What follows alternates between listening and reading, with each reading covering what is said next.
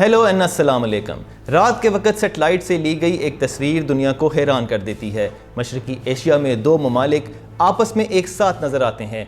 एक तरफ रोशन शहरों की रोशनियों से जगमगाता मुल्क और दूसरी तरफ तकरीबन मुकम्मल अंधेरा, और ये अंधेरा है नॉर्थ कोरिया का। एक ऐसा मुल्क जो दहाइयों से दूसरी दुनिया से तकरीबन कटा हुआ है। एक ऐसा मुल्क जहां सरहदें सिर्फ जोग्राफिया को नहीं बल्कि मालूमात को भी बंद कर देती हैं, जहां हुकूमत शहरियों के तकरीबन हर पहलू को कंट्रोल करती है, जहां बैरूनी दुनिया की खबरें महदूद हैं, जहां इख्तिलाफ राय खतरनाक हो सकता है, और जहां 7 दहाइयों से एक ही ख़ानदान की हुकूमत है। और इस मुल्क के सबसे ताकतवर शख्स का नाम है Kim Jong Un.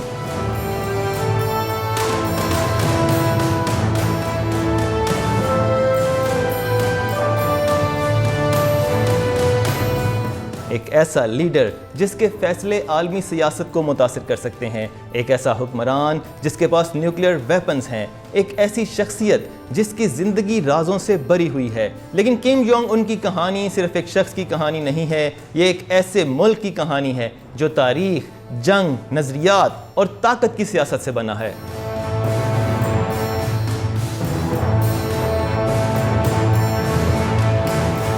Kim Jong Un की कहानी को समझने के लिए हमें पहले कोरिया की तारीख को समझना होगा। आज हमें दुनिया में 2 अलग मुल्क नज़र आते हैं, नॉर्थ कोरिया और साउथ कोरिया, लेकिन हमेशा से ऐसा नहीं था। कभी कोरिया पूरा एक जजीरा नुमा एक ही मुल्क था। 1910 में जापान ने कोरिया पर कब्ज़ा कर लिया और ये कब्ज़ा तकरीबन 35 साल तक जारी रहा। इस दौरान जापानी हुकूमत ने कोरिया को मुकम्मल तौर पर अपने निज़ाम में ढालने की कोशिश की। कोरियन ज़ुबान को महदूद किया गया, बच्चों को स्कूलों में जापानी ज़ुबान पढ़ने पर मजबूर किया गया, बहुत से कोरियन शहरियों को जबरी मुशक्क़त के तौर पर इस्तेमाल किया गया, बाज़ ख़वातीन को जंग के दौरान कम्फर्ट जोन के लिए इस्तेमाल किया गया। ये दौर कोरिया की कौमी याददाश्त में एक दर्दनाक बाब के तौर पर महफूज है। 1945 में जब वर्ल्ड वॉर 2 ख़त्म हुई तो जापान को शिकस्त हुई और कोरिया आज़ाद हो गया। लेकिन आज़ादी के बाद एक नया मसला पैदा हो गया। दुनिया उस वक़्त कोल्ड वॉर के दौर से गुजर रही थी, इसलिए कोरिया को 2 अलग हिस्सों में तकसीम कर दिया गया। शुमाली हिस्सा सोवियत यूनियन के असर में आया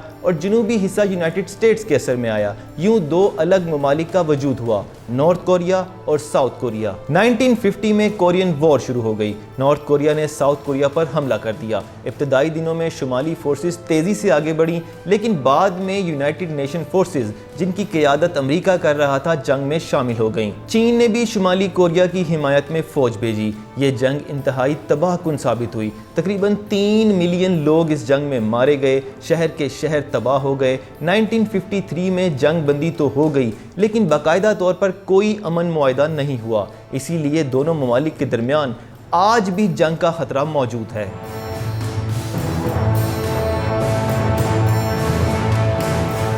यहाँ से दोनों ममालिक की कहानियाँ बिल्कुल मुख्तलिफ हैं। साउथ कोरिया एक ऐसा मुल्क जो आज दुनिया की बड़ी इकोनॉमीज़ में शामिल है, जहाँ डेमोक्रेसी है, जहाँ फ्री मीडिया है और ग्लोबल कंपनीज़ हैं जैसे सैमसंग एंड हुंडई। इसके अलावा के पॉप और कोरियन ड्रामास पूरी दुनिया में मकबूल हैं। दारुल हुकूमत सोल आज दुनिया के मॉडर्न ग्लोबल सिटीज़ में शुमार होता है।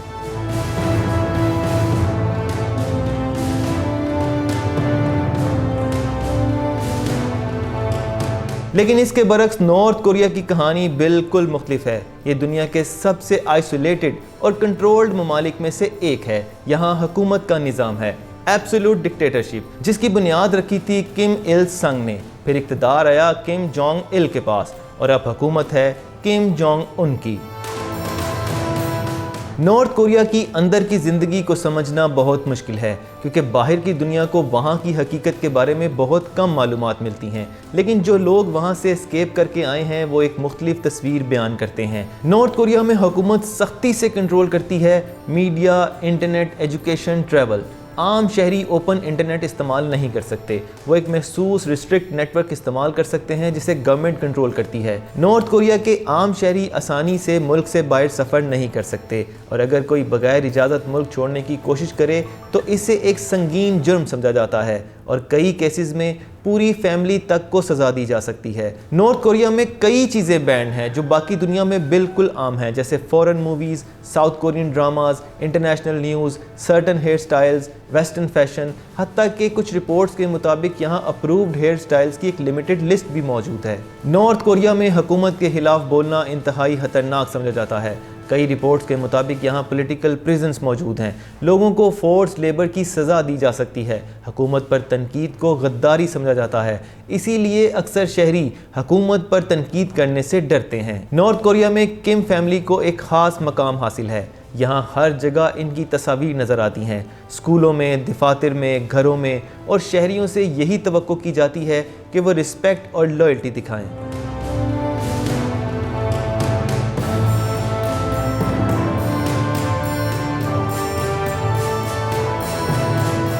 شمالی کوریا کے بارے میں سب سے تاریک دعووں میں سے ایک اس کے سیاسی قیدیوں کے کیمپس ہے۔ انسانی حقوق کی تنظیموں کے مطابق یہاں ہزاروں افراد قید ہو سکتے ہیں، کچھ کو واقعی سیاسی قیدیوں کے طور پر سزا دی جاتی ہے، لیکن بعض افراد کو بہت چھوٹے الزامات پر بھی گرفتار کیا جا سکتا ہے، مثلاً غیر ملکی فلم دیکھنا، حکومت پر تنقید کرنا یا ملک چھوڑنے کی کوشش کرنا۔ ان کیمپس کے بارے میں مکمل معلومات حاصل کرنا بہت مشکل ہے کیونکہ انہیں انتہائی خفیہ رکھا جاتا ہے، لیکن سیٹلائٹ تصاویر اور سابق قیدیوں کی گواہی ان کی موجودگی کی طرف اشارہ کرتی ہے۔ نارتھ کوریا کے بارے میں ایک اور حیران کن بات، ایک نظام ہے جسے کہا جاتا ہے 3 جنریشن پنشمنٹ۔ اس کا مطلب یہ ہے کہ اگر کوئی حکومت کے خلاف جرم کرے تو اس کے ساتھ ساتھ اس کے والدین اور بچوں کو بھی سزا دی جا سکتی ہے۔ اس قانون کا مقصد واضح ہے کہ لوگوں کو حکومت کے خلاف سوچنے سے بھی روکنا۔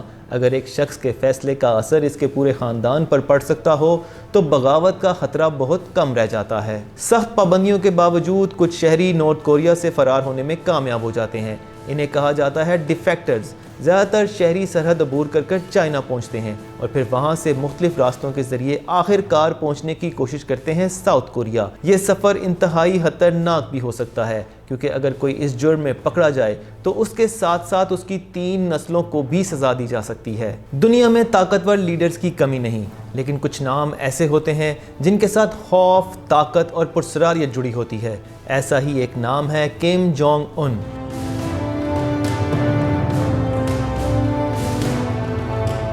کچھ لوگ اسے ایک رuthless ڈکٹیٹر کہتے ہیں، لیکن کچھ لوگ اسے ایک اسٹریٹجک لیڈر سمجھتے ہیں جو اپنے ملک کی حفاظت کر رہا ہے۔ لیکن اصل سوال یہ ہے کہ آخر کم جونگ ان ہے کون؟ یورپ میں پڑھنے والا ایک نوجوان لڑکا آخر کیسے دنیا کے سب سے طاقتور اور خطرناک حکومتوں میں سے ایک کا سربراہ بن گیا؟ آئیے اس کہانی کو شروع سے سمجھتے ہیں۔ یہ کہانی شروع ہوتی ہے ایک ایسے ملک سے جہاں خبریں بھی مشکل سے باہر آتی ہیں۔ کم جونگ ان کی پیدائش 8 جنوری 1984 کو بتائی جاتی ہے، لیکن حیران کن بات یہ ہے کہ اس تاریخ پر بھی مکمل اتفاق نہیں۔ وہ کم جونگ il کے بیٹے اور کم il sung کے پوتے تھے۔ یہ وہ خاندان ہے جو 7 دہائیوں سے نارتھ کوریا پر حکومت کر رہا ہے۔ نارتھ کوریا میں کم فیملی کو صرف لیڈر نہیں سمجھا جاتا بلکہ بعض لوگ انہیں رائل فیملی سمجھتے ہیں۔ کم جونگ ان بچپن سے ہی لگژری کمپاؤنڈز، پرائیویٹ سکولز اور ملٹری پروٹیکشن کے درمیان بڑا ہوا۔ یہ بات بہت کم لوگ جانتے ہیں کہ کم جونگ ان نے اپنی تعلیم کا کچھ حصہ یورپ سے حاصل کیا۔ 1990s میں اسے سیکریٹلی سوئٹزرلینڈ بھیجا گیا جہاں وہ ایک فیک آئیڈینٹی کے ساتھ سکول جاتا رہا۔ کلاس میٹس کے مطابق وہ ایک کوائٹ مگر کمپیٹیٹیو لڑکا تھا جسے خاص طور پر باسکٹ بال کھیلنے کا بہت شوق تھا اور وہ ایک امریکن باسکٹ بال لیجنڈ مائیکل جارڈن کا بڑا فین تھا۔ یہ بات کافی آئرونک ہے کیونکہ نارتھ کوریا جس ملک کو اپنا دشمن سمجھتا ہے، اسی ملک کے سپورٹس سٹار کو کم جونگ ان پسند کرتا تھا، لیکن اسے جلد ہی نارتھ کوریا واپس بلا لیا گیا کیونکہ اس کی قسمت کچھ اور ہی لکھ چکی تھی۔ ایک وقت ایسا بھی تھا جب کم جونگ ان کو فیوچر لیڈر نہیں سمجھا جاتا تھا۔ کم جونگ il کے اور بیٹے بھی تھے جن میں سے ایک بیٹے کا نام تھا کم جونگ نم جو اس وقت حکومت کا سٹرونگ کینڈیڈیٹ سمجھا جاتا تھا، لیکن 2001 میں ایک عجیب واقعہ پیش آیا۔ کم جونگ نم جاپان میں فیک پاسپورٹ کے ساتھ پکڑا گیا اور حیران کن بات یہ تھی کہ وہ ڈزنی لینڈ دیکھنے جا رہا تھا۔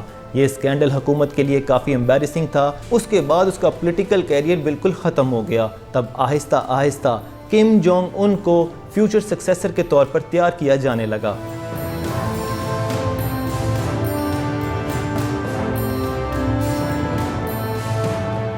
دسمبر 2011 میں دنیا کو ایک شاکنگ خبر ملی۔ نارتھ کوریا کے لیڈر کم جونگ il کا انتقال ہو گیا۔ پورا ملک سوگ میں ڈوب گیا اور اچانک ایک 27 سالہ نوجوان دنیا کے چند ایک سخت نظاموں میں سے ایک کا سربراہ بن گیا۔ شروع میں دنیا کے انالسٹ کو لگا کہ شاید وہ حکومت کو کنٹرول نہیں کر پائے گا، لیکن آنے والے سالوں میں اس نے سب کو غلط ثابت کر دیا۔ کم جونگ ان نے اقتدار سنبھالتے ہی اپنے مخالفین کو ختم کرنا شروع کیا۔ سب سے شاکنگ واقعہ اس کے اپنے انکل کے ساتھ پیش آیا، جو کبھی نارتھ کوریا کے سب سے طاقتور لوگوں میں شمار ہوتے تھے، لیکن 2013 میں انہیں اچانک اریسٹ کر لیا گیا غداری کے الزام میں، اور پھر کچھ دنوں کے بعد ایگزیکیوٹ کر دیا گیا۔ یہ پیغام صاف تھا کہ کم جونگ ان اپنی پاور کو چیلنج کرنے والے کسی شخص کو برداشت نہیں کرے گا۔ 2017 میں ایک شاکنگ واقعہ پیش آیا۔ کم جونگ ان کے بھائی کم جونگ نم کو قتل کر دیا گیا۔ یہ واقعہ کوالالمپور ملیشیا کے ایئرپورٹ پر پیش آیا، جہاں دو خواتین ان کے قریب آئیں اور ان کے چہرے پر ایک کیمیکل لگا دیا، جن سے ان کی موت ہو گئی۔ بعد میں پتہ چلا کہ یہ VX نرو ایجنٹ تھا، جو دنیا کے چند ایک لیتھل کیمیکل ویپنز میں سے ایک ہے۔ کم جونگ نم کی کچھ ہی منٹوں میں موت ہو گئی۔ انویسٹیگیشنز میں نارتھ کورین ایجنٹس پر شک کیا گیا، لیکن حکومت نے اس الزام کو مسترد کر دیا۔ کم جونگ ان کا سب سے کنٹروورشل قدم تھا نارتھ کوریا کے نیوکلیئر ویپنز پروگرام کو تیزی سے آگے بڑھانا۔ 2017 میں انہوں نے کچھ ایسے میزائل ٹیسٹ کیے جو امریکہ تک پہنچ سکتے ہیں۔ اس کے بعد ٹینشنز اور بڑھ گئیں، خاص طور پر امریکہ اور نارتھ کوریا کے درمیان۔ اس وقت امریکہ کے صدر تھے ڈونلڈ ٹرمپ۔ دونوں رہنماؤں کی میڈیا پر لفظی جنگ شروع ہو گئی۔ دنیا کو لگا کہ شاید ایک بڑا نیا کانفلکٹ شروع ہو سکتا ہے۔ پھر اچانک دنیا نے ایک حیران کن منظر دیکھا۔ 2018 میں کم جونگ ان کی ڈونلڈ ٹرمپ کے ساتھ سنگاپور میں ملاقات ہوئی۔ یہ تاریخ میں پہلی بار ہوا کہ کسی امریکی صدر کی کسی نارتھ کورین لیڈر کے ساتھ ملاقات ہوئی۔ اس کے بعد کم جونگ ان نے ساؤتھ کورین پریزیڈنٹ کے ساتھ بھی ملاقات کی۔ کچھ وقت کے لیے لگا کہ شاید پیس پاسبل ہے، لیکن مذاکرات زیادہ آگے نہیں بڑھ سکے۔